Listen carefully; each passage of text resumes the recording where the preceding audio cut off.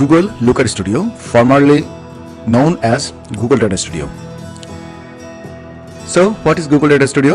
Google Data Studio একটি web-based data visualisation টুল যা আমাদেরকে কাস্টমাইজ ড্যাশবোর্ডস এবং খুব ইজি একটি ড্যাশবোর্ড রিপোর্ট তৈরির জন্য হেল্প করে।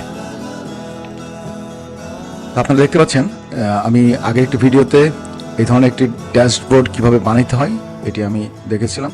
গুগল ডেটা স্টুডিও বা লুকার স্টুডিওর সবচেয়ে বড় ফিচার হলো এটি absolutely free, without any cost. আমরা Google data studio web based যেহেতু আমরা ইউজ করতে পারি, কোনো পেমেন্ট করতে হয় না এটার জন্য আমাদের একটি জাস্ট গুগল অ্যাকাউন্ট থাকলেই চলে। আমরা গুগল অ্যাকাউন্টে যাব, গুগল অ্যাকাউন্টে সাইন ইন করবো, দেন আমাদের ডেটা সোর্স সিলেক্ট করব। ডেটা সোর্স সিলেক্টের মাধ্যমে আমরা একটি নিউ রিপোর্ট ক্রিয়েট করব। দেন আমরা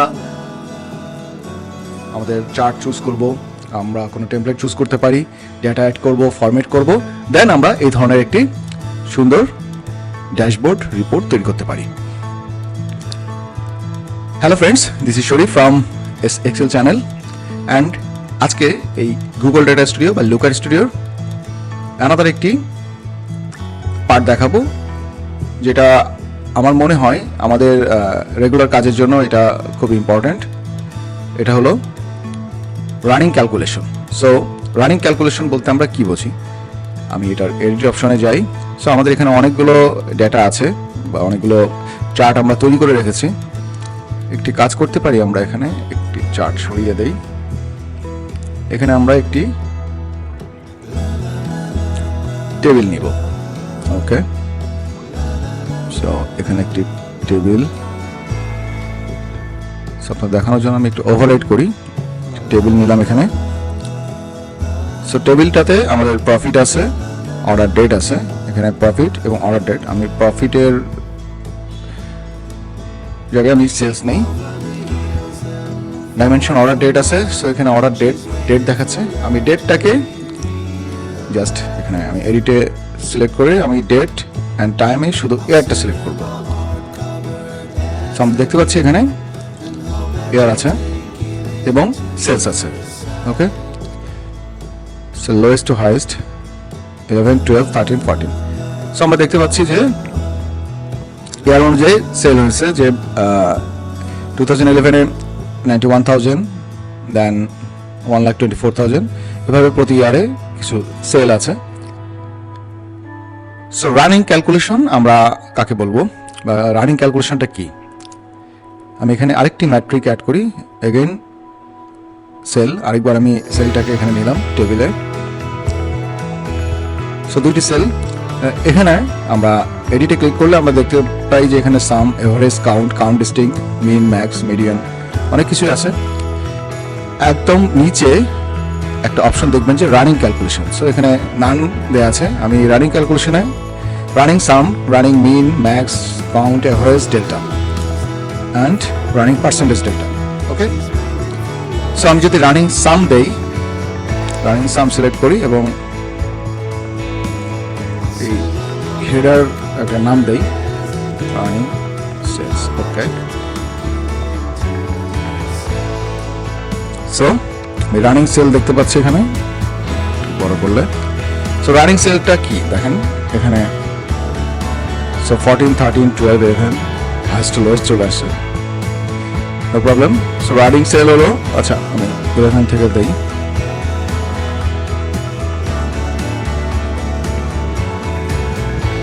ওকে, সো 2011-এ সেল ছিল 91K and then 124K।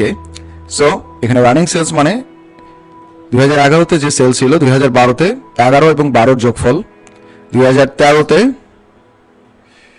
Total যোগফল। সো এভাবে তিনটা যোগ করতে করতে 4 বছরের সেলটা আমি টোটাল সেল এখানে দেখতে পাচ্ছি যে টোটাল সেল 515K। ওকে, 5,15,000। সো এটি হলো রানিং সেল। তার মানে আমি প্রতি ধাপে প্রতি ইয়ারে আমার আগের সেলসের সাথে তার যোগফলটা দেখতে পাচ্ছি যে আমার 2 বছরে কত সেল হয়েছে, 3 বছরে বা 4 বছরে কত সেল হয়েছে।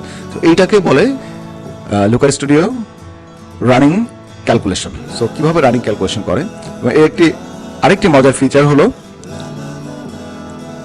Running delta. আমি যদি রানিং ডেল্টা সিলেক্ট করি ওকে, চলে আসলাম এখানে।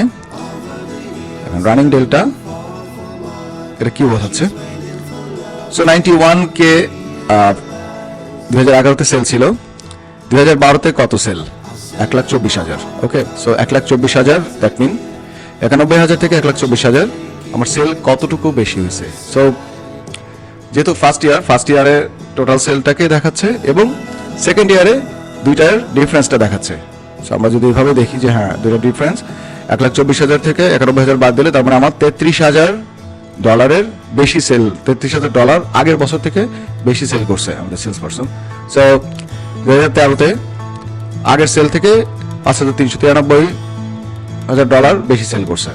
অ্যান্ড লাস্ট 2014 সালে আগের বছর থেকে $41,000 বেশি সেল করছে। সো এইভাবে এই রানিং ডেল্টা সবচেয়ে ইম্পর্টেন্ট পার্ট লোকাল স্টুডিও বা গুগল ডেটা স্টুডিওর, যার মাধ্যমে আমরা সেলস বা প্রফিটের ডিফারেন্সটা দেখতে পারি। সো প্রতি বছরের ডিফারেন্সটা দেখতে পারি। তো এছাড়াও এর মধ্যে আছে যেমন রানিং অ্যাভারেজ আছে। সো রানিং অ্যাভারেজ সিলেক্ট করি, একইভাবে দেখতে পারবে যে 170, সো 1,70,000 এবং তারপরের ইয়ারে 1,29,000। সো এই দুইটার অ্যাভারেজ এখানে আছে। তারপরের বছরে 2013 এবং 12 অ্যাভারেজ আছে, 2012-তে এবং 2011-তে দেখাচ্ছে 2012 এবং 11 অ্যাভারেজ। সো এভাবে প্রতিটার অ্যাভারেজ দেখাচ্ছে 2 বছরের। সো এইভাবে আমরা রানিং ক্যালকুলেশন করতে পারি, যেটা আই থিঙ্ক আমাদের রেগুলার রিপোর্টের জন্য এটি খুবই ইম্পর্টেন্ট, বিশেষ করে রানিং ডেল্টা, গুগল ডেটা স্টুডিওতে রানিং ডেল্টাটি। তো এখানে যেমন আমি এখানে 14 থেকে 11 পর্যন্ত যদি দেখাই 2014 থেকে, সো প্রথমে 170 ছিল, 1,70,000। সো তারপরের বছর কত কম, তার আগের বছরে কত কম সেল ছিল, $41,000 কম ছিল, তার আগের বছর $5,393। উল্টা দিক থেকে যদি ক্যালকুলেশন করি, সো দেখতে পাচ্ছি যে আসলে আগের বছরে সেল কম ছিল। বা আমি যদি 2011 থেকে 14 দেই, তাহলে দেখবো যে প্রতি বছরে আসলে সেলস বাড়ছে।